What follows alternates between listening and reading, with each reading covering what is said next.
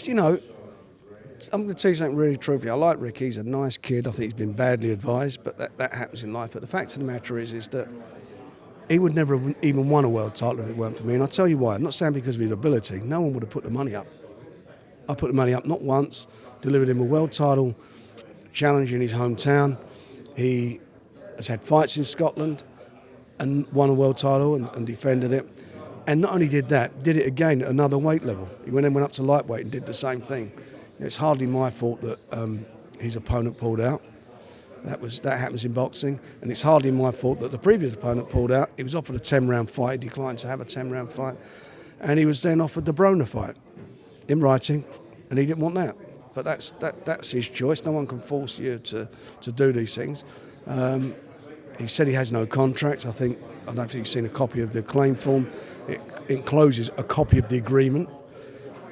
He says he had no management contract with me. If you look at the claim form, there's the copy of the management contract there signed by him. So, as I say, he's been badly advised, but anyway, we move on from there. Eddie said at the press conference that if you are going to pursue him legally, that you'll need deep pockets. Are you more than happy to pursue? His father, Barry, who actually came up the hard way like me, done it the hard way, weren't with a silver spoon in his mouth. Every purse bid I ever had with him, and he had Eubanks. I was involved in 2 or 3 purse bids with him. My deep pockets, I won the purse bids. He had the champions. All the way through, I won every single purse bid that I was involved with him. I think the old man's got a bit more about him than the son. He's been in the business for 2 years. He's done well for himself. We will see. My pockets are very deep. That's why we've got a TV channel going. That's what we've been doing for the last few years. What he means is Sky's pockets. And let's see what Sky do.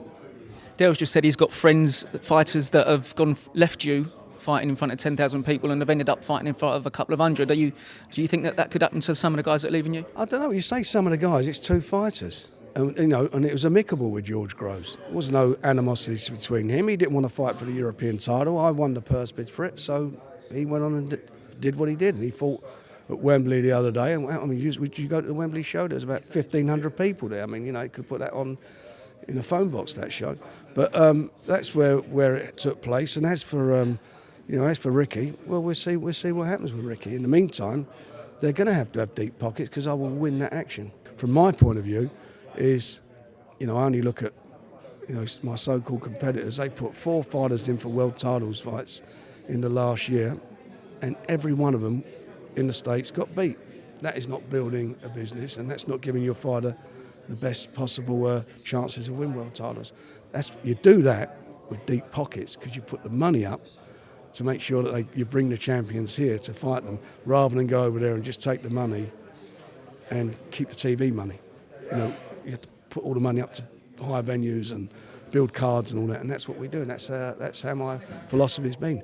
And over the years, I've delivered every time for my guys. Even in this tough economic climate, 2 world champions I was involved with, which was Nathan and Ricky Burns. We got them into the position where they were. I've always done well for my fighters. But sometimes they think the grass is greener, and we'll find out. Is this little sort of, not so much a spat, but this sort of altercation with Matchroom, is it maybe sort of liven up a bit, giving you another lease of life bit? No, I hear what you're saying. No, as I say, our challenge has been on the channel. We've really had to work hard to get this channel going, and we've done it, and it's a bit of a success story in probably the worst economic climate around. How many companies have made profits over the last few years? And as I say, I've put my money where my mouth is with the channel. We've got behind it.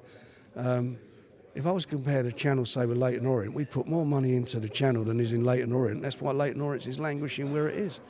I haven't seen no big name players going there or whatever. They all talk about maybe if Sky was behind Leyton Orient, they might put a few quid in.